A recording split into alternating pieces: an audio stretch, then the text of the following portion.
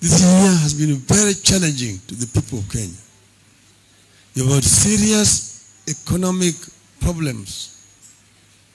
You've had challenges. You've had demonstrations. Lives have been lost in the course of this year. Innocent lives. But we have also seen something that we want to see end with this year. The issue of abductions of innocent people. This is a primitive thing. And it is something that is very strange.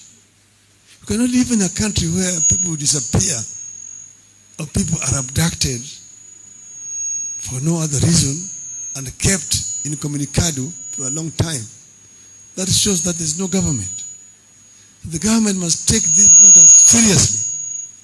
And this thing must end completely. People have been abducted. Families have been left in pain. Many parents have been crying. Our child was abducted the other day and by some people who were uniformed, and you have never seen this child up to now. These kind of things are very strange. So I want to urge the government to ensure that this matter ends completely this year. We want a safe and secure country. We want a safe and secure country. Gone were those days when they used to arrest you and take you to Nyayo House. But this then you're being taken to Nyayo House, which is a government institution. These days you're being taken to unknown places. We don't know, we don't want this kind of primitive things to happen in our country.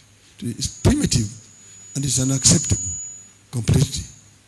So with those many remarks, I want to wish each and every Kenyan families all the best, Merry Christmas and Happy New Year 2025. Thank you.